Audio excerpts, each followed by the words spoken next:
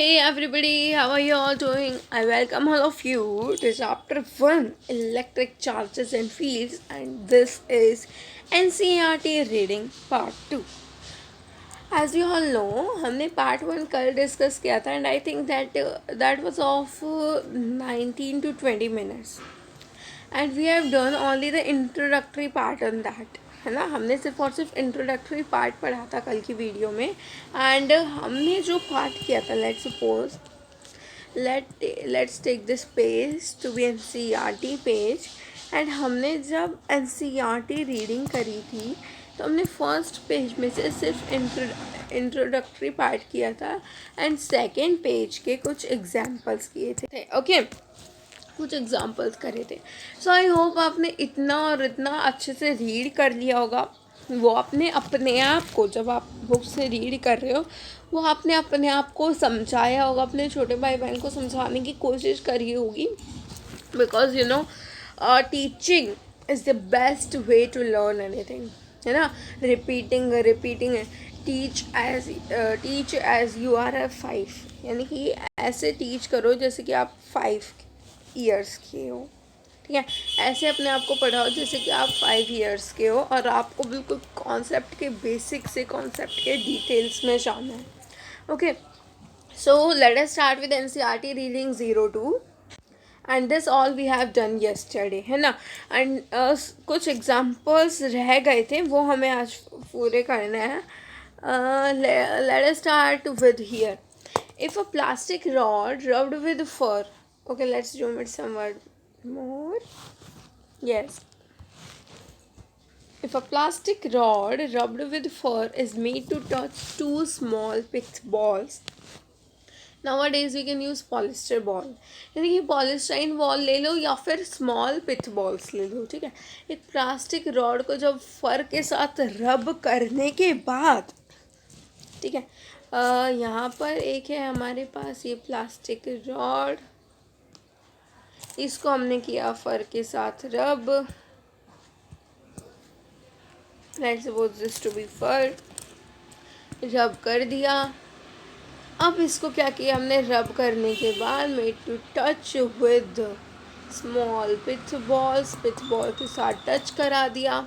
ठीक है, suspended by silk और नायलॉन थ्रेड. ये किसका होगा, सिल्क या फिर नायलॉन का थ्रेड हो गया. Then the balls repel each other, यानी कि 2 बॉल से करा दिया. ऐसे ही इसके साथ भी कराया एंड ऐसा ही इसके साथ भी करा. एंड जब हमने देखा इन दोनों बॉल्स को ऑब्जर्व करा, तो फिर ये दोनों बॉल्स एक दूसरे को रिपेल कर रही थी. These both balls are repelling each other, है ना.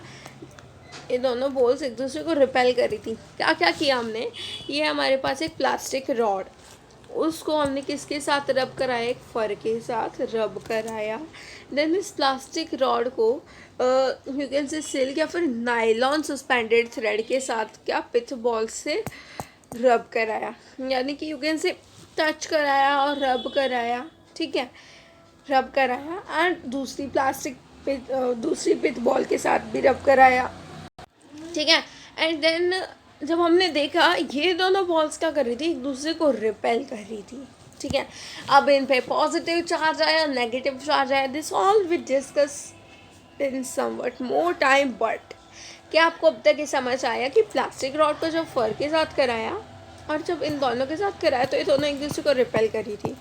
तो आपकी क्या ऑब्जर्वेशन रही होगी, can you tell in the comment box. Okay, Next is a similar effect is found if the pith balls are touched with a glass rod rubbed with silk. यानी कि plastic rod के साथ किया था अभी हमने, जब हम ग्लास रॉड के साथ करते हैं ओके, प्लास्टिक रॉड को फर से कराया था, let's suppose this to be fur, and जब इसको सिल्क के साथ कराया, जब सेम इफेक्ट करता है ये शो. दोनों पिथ बॉल्स के साथ, ये दोनों pith balls like suppose this, and ये दोनों एक दूसरे को रिपेल करती है. ओके, सो यहाँ पर क्या हुआ, similar effect. A dramatical observation is that a pith ball touched with a glass rod attracts another pith ball touched with a plastic rod. यानी कि जब हमने एक ये प्लास्टिक रॉड हुई, यहाँ से वो पिच बॉल्स वगैरह वाला एक्सपेरिमेंट क्लियर हो गया ना आपको। ये ग्लास रॉड हुई, यहाँ से वो पिच बॉल्स वाला एक्सपेरिमेंट आपको क्लियर हो गया। बट ये ऑब्जर्वेशन बहुत ही ड्रामेटिक थी, यानी मज़ेदार। और यू कैन से व्हाट ऑब्जर्वेशन इज़ दैट कि तो प्लास्टिक रॉड वाली पिच बॉल मैंने ले ली, एक ये वाली पिच बॉल ले ली प्लास्टिक रॉड वाली, एक ये वाली ले ली ग्लास रॉड वाली। दोनों एक दूसरे को अट्रैक्ट कर रही थी, not repelling, they are attracting each other, they are attracting each other. ठीक है, ये दोनों पिच बॉल्स एक दूसरे को अट्रैक्ट कर रही थी। ओके, सो ये हो गया कुछ ऑब्जर्वेशन। आपको कुछ यहाँ से समझ आया? जब वो दोनों पिच बॉल्स एक दूसरे को अट्रैक्ट करी थी, यानी कि पक्का एक पे पॉजिटिव एक पे नेगेटिव चार्ज होगा। ठीक है, कुछ ऐसा ही। अभी हमें पता नहीं है, जब हम ये ऑब्जर्वेशंस कर रहे हैं, ये हम पुराने ज़माने में गए हुए हैं and we don't know about positive negative charge, unlike charge, properties of charge, we do not know. ठीक है, दैट्स वाई सिर्फ वी आर रीडिंग, हम सिर्फ ऑब्जर्व करते जा रहे हैं जो हमें ऑब्जर्व करा रहे हैं। Okay, because we are in 600 BC के पास है ना, 600 BC से थोड़ा आगे है हम। ठीक है, these seemingly simple facts were established from years of efforts। बहुत ज़्यादा टाइम, देखो आप खुद ही देख पा रहे हो इतने सारे एक्सपेरिमेंट्स, और उससे पहले बाद में भी एक्सपेरिमेंट्स किए होंगे, है ना। So these seemingly simple facts were established from years of efforts and careful experiments and their analysis. हमने क्या किया, एफर्ट किया, एक्सपेरिमेंट करे और उनका एनालिसिस किया। एनालिसिस क्या होता है, उनके बारे में ऑब्जर्व करना, उनके बारे में लिखना कि हमने क्या ऑब्जर्व किया, कैसे ऑब्जर्व किया और क्या हो सकता है अगर ऐसा हुआ है। तो कुछ इसी तरीके से उसको एनालिसिस कहते हैं। Okay, it was concluded after many careful studies by different scientists that there were only two kinds of an entity which is called electric charge। जब साइंटिस्ट ने बहुत टाइम तक पढ़ाई करी, उनके ऊपर रिसर्च करी, तो उन्हें क्या पता लगा कि there are only two kind of charges, electric charge, है ना। और हमने जैसे कि इस पूरे पैराग्राफ में कुछ इस तरीके से दे रखा है कि जैसे कि हमने अब तक एक्सपेरिमेंट करे थे वाले प्लास्टिक रॉड, सिल्क, फर, पिच बॉल, या फिर आप एक वो एक्सपेरिमेंट करते हो कॉम्ब वाला, आप वो कॉम्ब वाला एक्सपेरिमेंट करते हो ना।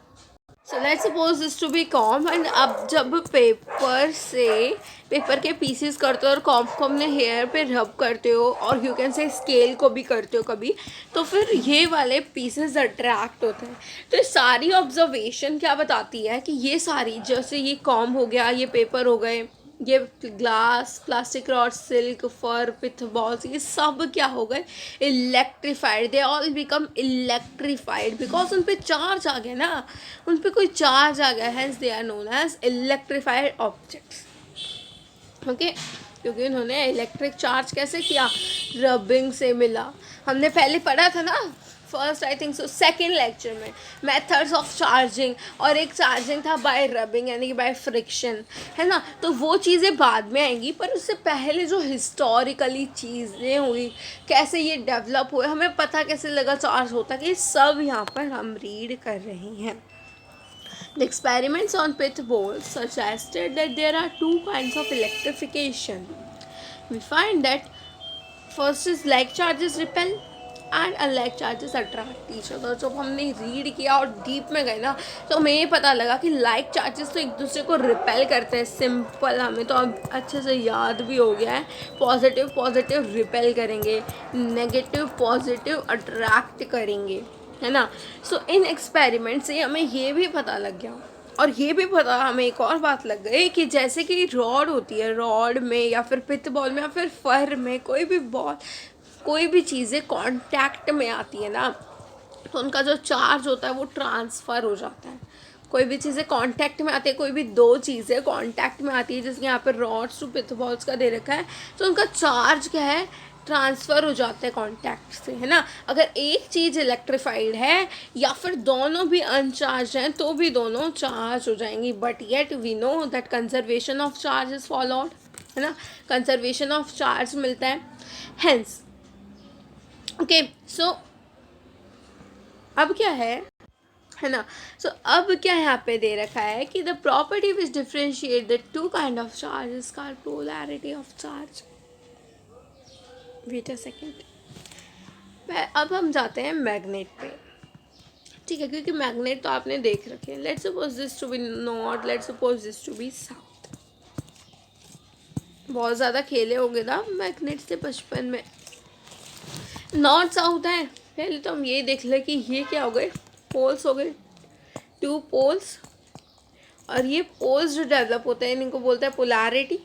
ऐसे ही चार्ज में भी पोल्स डेवलप होते हैं जिनको बोलते हैं polarity of charge. Positive pole, negative pole, इन्हीं को क्या बोलते हैं, polarity of charge. Okay, so अब क्या है, जैसे कि साउथ नॉर्थ, अब जो साउथ पार्ट है वो साउथ पार्ट के पास अगर रखा है, ये दोनों मैग्नेट क्या करेंगे, repel, they both show repulsion.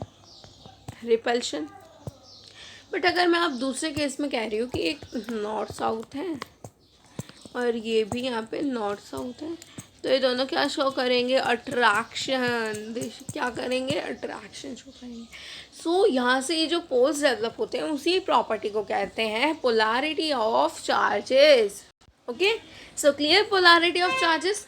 Next, when a glass rod is rubbed with silk, अब ग्लास रॉड वही वाले एग्जाम्पल जो हमने पहले करे थे ना, अब उन्हीं की हम क्या करेंगे, एनालिसिस करेंगे उन्हीं का थोड़ा सा, ठीक है।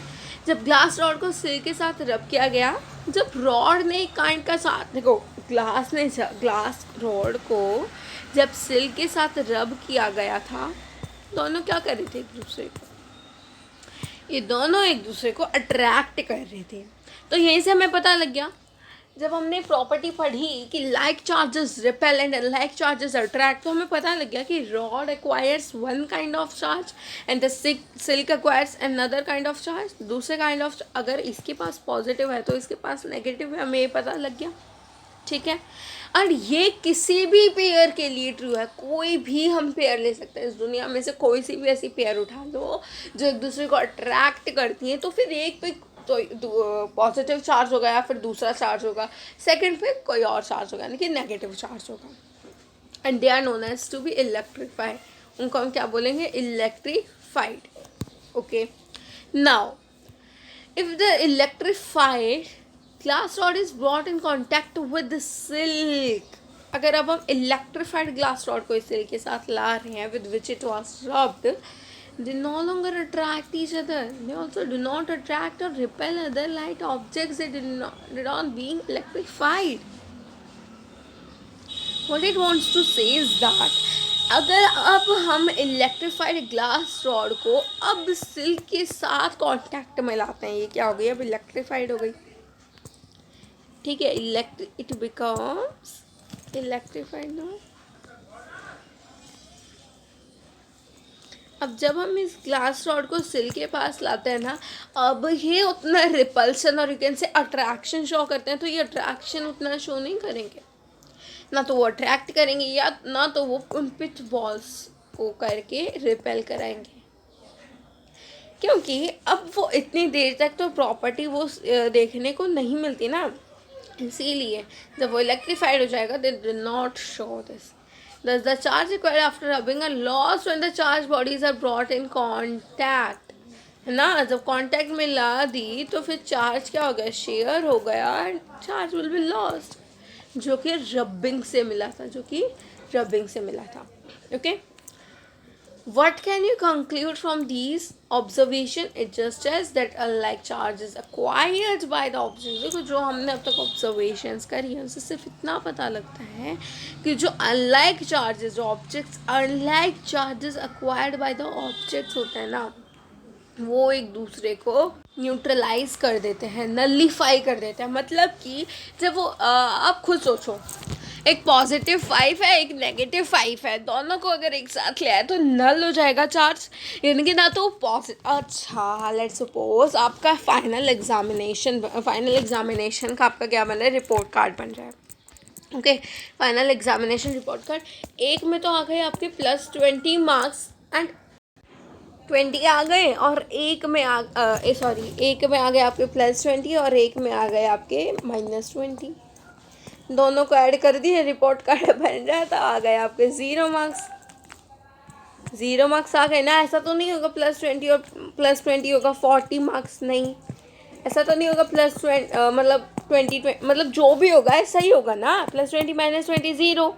तो ये जो चार्जेस होते हैं ये एक दूसरे को क्या कर देंगे, दे विल नलीफाई। नलीफाई क्या होता है, 0 कर देना। Okay, so let's move on to next page, and the next page is saying the same thing. Yes, and ये जो 2 टाइप्स के चार्जेस है ना, पॉजिटिव और नेगेटिव, ये किसने बताए थे, बेंजामिन फ्रैंकलिन ने।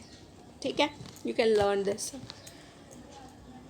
When it is no charge, it is said to be electrically neutral. किसी भी ऑब्जेक्ट के पास, एक के पास पॉजिटिव है तो ये पॉजिटिवली चार्ज, एक के पास नेगेटिव है तो नेगेटिवली चार्ज। किसी के पास कोई भी चार्ज नहीं है, या फिर equal amount of positive and equal amount, यानी 3 पॉजिटिव है और 3 नेगेटिव है तो भी ये क्या होगी, न्यूट्रल। एंड अगर अनचार्ज है तो भी क्या होगी, neutral. Okay, so unification of electricity and magnetism, ये आप खुद से रीड कर सकते हैं। ठीक है, इट्स नॉट दैट मच, यानी कि इसमें कोई रॉकेट साइंस नहीं है, you can read it by your on. And एक बार मैं बता देती हूँ आपको इसका ओवरव्यू है क्या। पहले क्या होता था ना, इलेक्ट्रिसिटी और मैग्नेटिज्म को अलग अलग टॉपिक्स में पढ़ा जाता था। मतलब कि इलेक्ट्रिसिटी अलग पढ़ा जाता था और मैग्नेटिज्म अलग। जैसे अब बना हुआ है इलेक्ट्रोमैग्नेटिज्म ना, पहले इस टाइप का कोई सब्जेक्ट या फिर कोई चीज़ थी नहीं। अब जैसे बनी हुई है इलेक्ट्रोमैग्नेटिज्म, तो पहले दोनों चीज़ों को सेपरेटली पढ़ा जाता था। जैसे इलेक्ट्रिसिटी में कौन कौन सी चीज़ें आ जाती हैं, जैसे कि हमने अभी अभी जो चीज़ें करी, silk rod, plastic rod, glass rod, ये सब, बैटरीज, लाइटनिंग सेल्स, ये सब आ गए। बल्कि मैग्नेटिज्म में वो हो गया जो कि एक दूसरे को अट्रैक्ट करते हैं, है ना। जैसे पॉजिटिव नेगेटिव तो इलेक्ट्रिसिटी में भी अट्रैक्ट करते हैं, लेकिन जैसे मैग्नेट्स का इंटरेक्शन हो गया मैग्नेटिज्म में, iron filings, compass needles.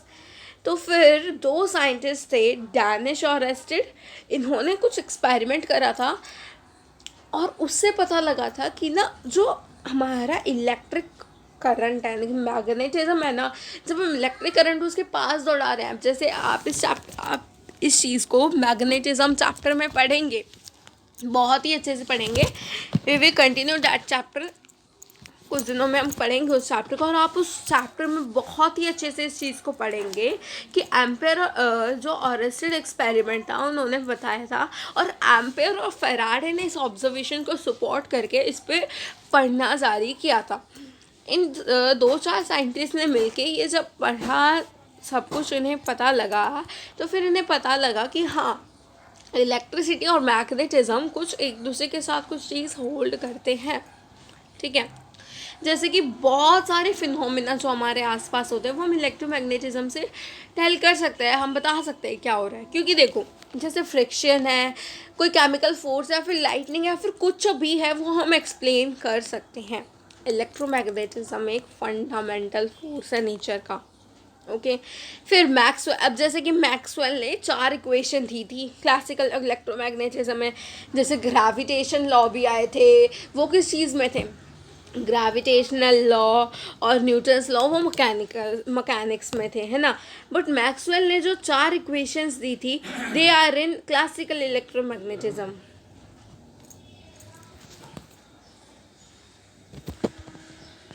He also argued, okay, he also argued, okay, अब आपने अच्छे से रीड कर ही लिया होगा। और अब आप इन चीज़ों को, जैसे कि मैग्नेटिज्म की प्रॉपर्टीज़, इलेक्ट्रिसिटी की प्रॉपर्टीज़, इनकी एप्लीकेशंस, ग्रेविटेशन वगैरह, ग्रेविटेशन चैप्टर तो बल्कि हमने क्लास 11th में भी पढ़ लिया था, पर ये सारी चीज़ें हम क्या करेंगे, अभी आगे डिटेल में पढ़ेंगे 12th क्लास में ही। अब यहाँ पर आपको एक सिंपल सा अपैरेटस बता रखा है, सिंपल सी चीज़ बता रखी है, जिससे कि आप एक बॉडी पर चार्ज बता सकते हैं कि कैसा चार्ज है, किस डायरेक्शन में कैसे हो रहा है। ठीक है, gold leaf electroscope, it consist of A vertical metal rod housed in a box with 2 gold leaves attached to its bottom, and let's suppose this to be a box। यहाँ पर मेटल रॉड होगी, okay, and two, you can say like that. हम अभी इसका diagram देखेंगे. when a charged object touches the metal knob at the top of the rod, ना charge flows on to. Okay so ये हम अभी पहले हम क्या करते हैं, डायग्राम देख लेते हैं. देखो क्या होता है ना, जब हम मेटल रॉड के पास जब जाता है ना, जब वो मेटल रॉड की टॉप, मतलब कि ये मेटल रॉड है, वर्टिकल मेटल रॉड होती है ना उसके अंदर, और उसके ऊपर यहाँ पर कुछ गोल्ड लीव्स अटैच होती हैं. ठीक है, जब चार्ज ऑब्जेक्ट उस मेटल नॉब को टच कर देता है ना, उस टॉप रॉड के टॉप पे, जब क्या होता है कि चार्ज पूरे उसमें फ्लो कर जाता है और वो कुछ डाइवर्स करता है. तो वो जो डिग्री ऑफ डाइवर्जन होती है ना, वो बताती है. जैसे डाइवर्स कितनी ऐसे हुआ या फिर ऐसे हुआ या फिर कितना डाइवर्स हुआ, वो डिग्री वो वाली डिग्री क्या बताती है आपको, degree of diversion tells us the amount of charge. Okay guys, ठीक है. हम देख लेते हैं इसका diagram. Okay, let's move on to diagram, and here it is the functioning of electroscope. इस पूरे में आपको क्या बता रखा है, फंक्शनिंग ऑफ इलेक्ट्रोस्कोप. ठीक है, सो ये रहा वही मेटल, यू कैन से बॉक्स है ना, मेटल बॉक्स नहीं, बॉक्स है ये आपके पास, एक ग्लास बॉक्स. यहाँ पर ये गोल्ड लीव्स हैं. ठीक है, okay, metal rod, metal knob, देखो ये रहा टॉप ऑफ मेटल नॉब, ये गोल्ड लीव्स है, एंड ये ग्लास विंडो है, ये रबड़ हो गई बीच में. जब यहाँ पर कोई चार्ज टच करता है तो फिर वो किसी एंगल से डाइवर्स करेगा, एंड वही डिग्री हमें क्या बताएगी, amount of charge. Clear. That is students can make a simple electroscope as follow. Students कैसे बना सकते हैं, एक एल्यूमिनियम टाइप का कर्टेन लेंगे और उस पर जैसे जो वो नहीं होते बॉल एंड्स फिटेड होते हैं जिसमें कर्टेन में जो कि लटकाने के काम आते हैं, कुछ उस तरीके से होगा. फिर हम एक लेंथ काट लेंगे 20 सेंटीमीटर की बॉल में से, और फिर उसको क्या कर देंगे, बिल्कुल फ्लैटन कर देंगे कट एंड पे. फिर हमें एक बड़ी सी बॉटल लेनी है जिसके अंदर हम ये रॉड डाल देंगे, एंड फिर हमें क्या करना है, कॉर्क लेना है. कॉर्क के अंदर मतलब क्या करना है, फिट कर देनी है वो बॉटल. जब हमने उस बॉटल में क्या डाला, देखो ये बॉटल में हमने क्या डाल दिया, ये तो पहले वाला ये दिखा दिया एल्यूमिनियम वाले से कैसे हमने कर दिया. ठीक है, फिर हमने बॉटल में उसी रॉड को डाल दिया और उनको भी कॉर्क्स, और फिर हमें क्या करना है, कॉर्क्स लेकर, और कोई नहीं दे रखा आपको डायग्राम. ओके ओके ओके, ठीक है. आपने सबसे पहले क्या किया, लेंथ काट ली 20 सेंटीमीटर की बॉल के, और फिर उसको फ्लैटन कर दिया कट एंड पे. फिर एक बड़ी सी बॉटल ली जिसके अंदर आपने वो रॉड डाल दी. ठीक है, रॉड डाल दी, और फिर एक कॉर्क लेना आपको, उसके अंदर इतना हॉल बनाना है कि वो बॉटल अच्छे से आ जाए, और वो खुली, मतलब बॉटल अच्छे से आ जाए, जो कि ऊपर से ओपनिंग बॉटल है ना, जो वो अच्छे से फिट हो जाए उसके अंदर. इतना बड़ा आपको हॉल बनाना है. ठीक है, देखो यहाँ पे लिख रखा है ना, make a hole in the cork sufficient to hold a certain rod snugly, slide the rod through the hole in the cork. हमें क्या करना है, अब उस रॉड को होल के थ्रू क्या करना है, ऐसे स्लाइड करना है, कुछ ऐसे स्लाइड के फॉर्म में डालना है.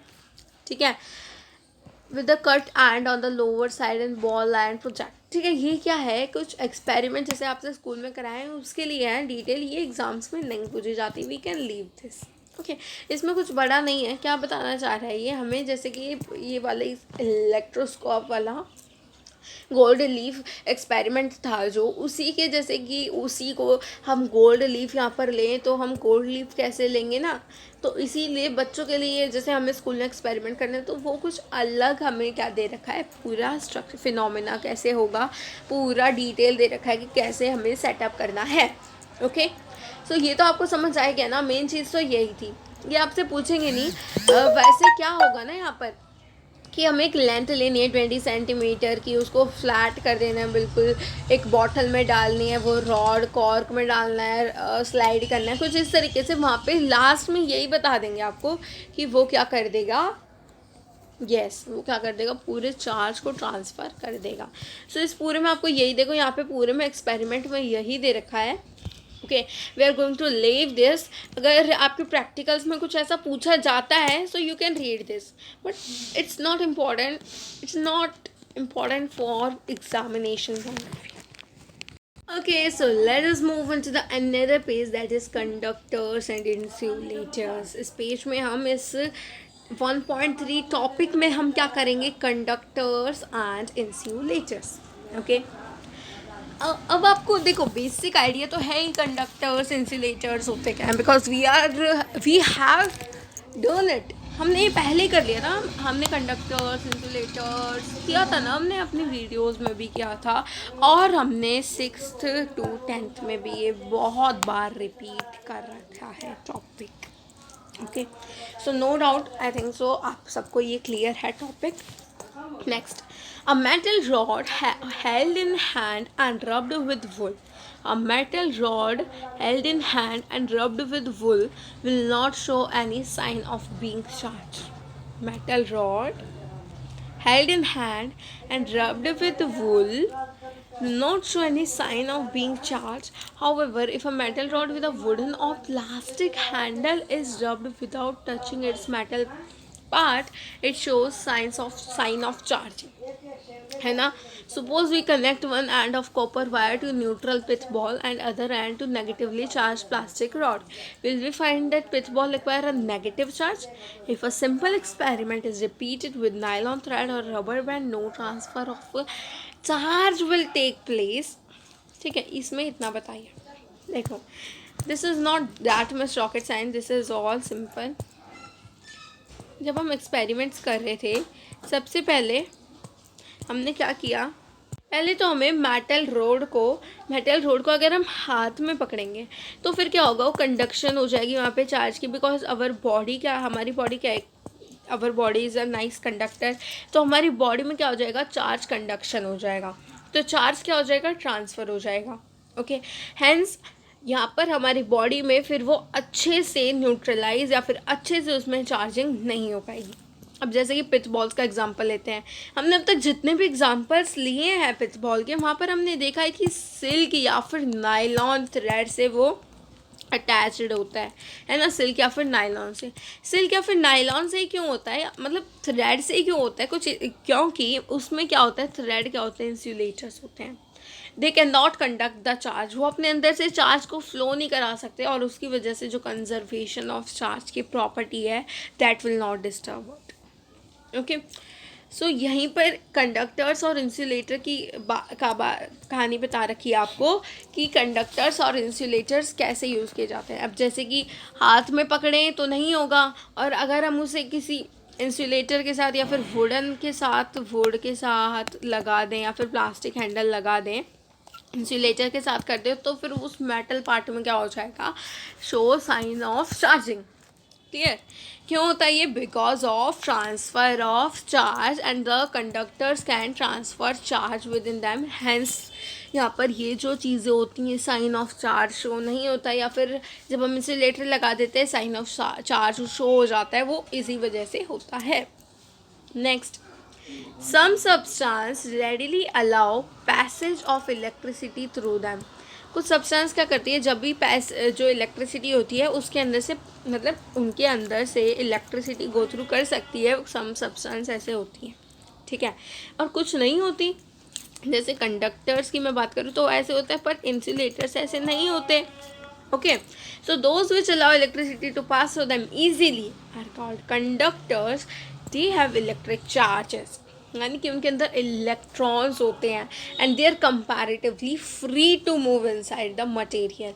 उसी की वजह से वो क्या करते हैं, पैसेज ऑफ, मतलब जो इलेक्ट्रिसिटी होती है उसको गो थ्रू करने अलाउ कर देते हैं। Okay, metals, humans, animal bodies and earth are conductors. Conductor के एग्जाम्पल ये रहे, metals, human bodies, animal bodies and earth. Most of the non-metals like glass, porcelain, plastic, nylon, wood offer high resistance to the passage of electricity through them. Resistance क्या होता है, रुकावट करना, resist करना, एक तरह से स्टॉप करना। ओके, सो फिर वो क्या करता है, बहुत ज़्यादा रेजिस्टेंस शो करते हैं, एंड रेजिस्टर अच्छे भी कौन से होते हैं, नॉन मेटल, बहुत अच्छे रेजिस्टेंस शो करते हैं, and they are called insulator. Hence जो हमारे घर में जो पाइप्स, यानी कि पाइप्स इन द सेंस जो वायर्स होते हैं, कॉपर वायर होते हैं या फिर किसी भी चीज़ के वायर होते हैं, तो फिर उसके ऊपर हम क्या करते हैं, प्लास्टिक की कोटिंग कर देते हैं, या फिर जो हमारा स्विच बोर्ड होता है उसके ऊपर भी प्लास्टिक कोटिंग हो जाती है, कर देते हैं, ताकि वो करंट फ्लो हमारी बॉडी में भी ना हो और हमें किसी भी टाइप का शॉक ना लगे। Okay. When some charge is transferred to a conductor, it readily gets distributed over the entire surface of conductor. अगर हम ये कंडक्टर की सरफेस पर यहाँ पर चार्ज छोड़ते हैं ना, तो ये थोड़ी देर में आप देखोगे पूरी सरफेस पर हो जाएगा. Yes, because वहाँ पर जो सारे इलेक्ट्रॉन्स होते हैं, they are free to move inside the material. इसीलिए वो पूरी ही सरफेस, एक छोटी सी सरफेस से पूरे ही कंडक्टर में आसानी से फैल जाएगा थोड़ी देर में. ठीक है. In contrast if some charge is put on an insulator, but अगर आप इंसुलेटर की बात करो ना, अगर आपने वही चार्ज इंसुलेटर की सरफेस पर रख दिया तो थोड़ी देर बाद भी आप देखोगे तो वो चार्ज वहीं पर मिलेगा. ठीक है. They do not conduct electricity. वो अपने they do not have free electrons to move ना, उनके पास फ्री इलेक्ट्रॉन्स ही नहीं होते तो वो चार्ज किसके साथ कैरी करेंगे. They can not. ये क्या है, कंडक्टर्स कर सकते हैं, क्या है इंसुलेटर्स नहीं कर सकते. Okay. It stage at the same place ना. अब ये कैसे होता है ये हम नेक्स्ट चैप्टर में पढ़ेंगे. Next, this property of the material tells you why a nylon or plastic combs gets electrified on combining dry hair on rubbing, but a metal article like spoon does not. The charges on metal leak through our body to the ground as both are conductors of electricity. Simple. अब जैसे हमने जो dry hair वाला किया था rubbing से, plastic comb या फिर स्केल से जब हम रब करते थे तो फिर वो क्या हो जाते थे, इलेक्ट्रीफाइड. ये मैंने आपको थोड़ी देर पहले अच्छे से डिटेल में समझा दिया. ठीक है. वहाँ से जैसे पेपर्स को हम अगर कैरी करें तो वो हो जाते थे, है ना. नायलॉन या फिर प्लास्टिक कॉम से करते थे वो हो जाता था, बट एक मेटल आर्टिकल इतनी आसानी से क्या होता है, इलेक्ट्रीफाइड नहीं होता है ना, नहीं हो सकता. When we bring a charged body in contact with the earth, all the excess charge on the body disappears by causing a momentary current to pass on the ground to connecting conductors such in our body. This process of shearing the earth is called grounding or earthing. This is important. The process of shearing of charges with earth is called grounding or earthing. ये मैंने आपको पहले lectures में बताया था, मैंने आपको link दे रखी है डिस्क्रिप्शन बॉक्स में. फर्स्ट सेकंड लेक्चर में मैंने आपको ये सारा बताया था, charging by earthing, induction, conduction. ठीक है, कुछ इस तरीके से. तो जब हम ऐसे करके, अब हमारी अर्थिंग का सिंबल पता है क्या होता है, ऐसे. ठीक है. तो अर्थिंग कर देते हैं तो बॉडी पे जितना भी एक्स्ट्रा चार्ज होता है ना, मतलब वो बॉडी पे जितना मान लो 2 पॉजिटिव चार्ज है तो फिर वो सारा अर्थिंग के थ्रू बाहर चला जाएगा and the body will be neutral. After some time you will observe that the body will be neutral. ठीक है. तो ऐसा क्यों होता है, because it is excess of charge. ये सारे एक्सेस ऑफ चार्ज को अपने अंदर डाल देता है. ठीक है. एंड इसी प्रोसेस को क्या कहते हैं हम, अर्थिंग या फिर grounding. Okay. So next is earthing provides a safety major for electrical circuits and appliances. जैसे हम अपने घरों में भी अर्थिंग कराते हैं. अगर आपको पता होगा तो 3 कलर के वायर्स होते हैं जो कि हमने पहले पढ़े थे, है ना. उनमें से एक वायर होता है अर्थिंग का, red, green and black wire होते हैं. उनमें से एक वायर होता है अर्थिंग का. ठीक है. तो एक सेफ्टी मेज़र है ये इलेक्ट्रिकल सर्किट और अप्लायंसेस के लिए कि कभी अगर ज़्यादा वोल्टेज का इलेक्ट्रिसिटी ज़्यादा वोल्टेज की आ जाती है तो फिर अर्थिंग के थ्रू, यानी कि वो अर्थ के थ्रू, अर्थ के अंदर ही निकल जाती है एक्स्ट्रा वोल्टेज. ओके. तो एक सेफ्टी मेज़र भी है. A thick metal plate is buried deep into the earth and thick wires are drawn into the plate. These are used in buildings for the purpose of earthing near the main supply. I have told you this. The electric wiring in our house is 3 wires. I have told you this recently, just now. Live, neutral and earth. The first two carry electric current from power station. ठीक है. Electric current को कहाँ से लेते हैं, वो power station से. यानी कि जो पहले 2 होते हैं ना, और थर्ड कैसा होता है, earthed by connecting it to the buried metal plate. पहले तो लाइव वायर और न्यूट्रल वायर क्या करता है, पावर स्टेशन से क्या करते हैं, इलेक्ट्रिसिटी लेते हैं एंड इनटू प्योर। एंड जो दूसरा अर्थ वाला होता है ना, वो अर्थिंग करता है उससे, जो मैं बताया था अभी आपको कि ब्यूरिड मेटल प्लेट अर्थ के अंदर डाल के जो मेन जो सर्किट की प्लेस होती है वहाँ पे लगा दिया जाता है कि अगर कभी भी एक्स्ट्रा वोल्टेज आती है तो फिर वो उसके अंदर अर्थ के अंदर डायरेक्ट चली जाती है. Okay, metallic bodies of the electric appliances such as an electric iron, refrigerator, TV are connected to the earth wire. ठीक है, तो ये जितने भी हाई वोल्टेज के होते हैं जैसे इलेक्ट्रिक आयरन, रेफ्रिजरेटर, टीवी, सब किसे होता है अर्थ वायर से कनेक्टेड होते हैं. When any fault occurs or live wire touches the metallic body, the charge flows to the earth without damaging the appliance and without causing any injury to the humans. This would have otherwise been unavoidable since the human body is a conductor of electricity. अच्छा, आप सबको पता है कि human body conductor क्यों होती है? Answer me in the comment box if you all know. Okay, so I hope आपने आंसर कर दिया होगा. और now I want to tell you that human body is a good conductor because हमारे अंदर क्या होता है, वाटर होता है ना. वी ऑल हैव वाटर ना. सो उसी वाटर की वजह से, वाटर क्या होता है, गुड कंडक्टर होता है. उसी की वजह से हमारी ह्यूमन बॉडी भी एक कंडक्टर होती है. बिकॉज सारे पूरे हैंड्स में, पूरी बॉडी में, हैंड्स में, अगर आप कहते हो ना कि हैंड्स में जैसे हम हैंड टच करते हैं तो कैसे है, तो हाथों में भी जाता है, पैरों में, सारी जगह हमारे वाटर पूरी बॉडी के थ्रू फ्लो अप होता है. That's why we are a good conductor of electricity. और कुछ भी रीजंस होते हैं, हो सकते हैं, होते हैं, we will discuss it later. Okay, so यहाँ पर क्या दे रखा था कि जब अगर कभी भी गलती से लाइव वायर अगर किसी मेटालिक बॉडी को टच कर देगा ना, तो क्या हो जाएगा, charge will flow to the earth, earthing हो जाएगी, अप्लायंस कोई भी डैमेज नहीं होगा, कोई इंजरी नहीं होगी. दैट्स वाई अर्थिंग करी जाती है. ठीक है, अगर कभी गलती से ये काम हो गया तो. Okay, so let's meet in another video because we are going to discuss this portion, charging by induction, this all in the next part. Okay, we will discuss this all in the next part. So let's meet in another video. Till then, bye bye, take care.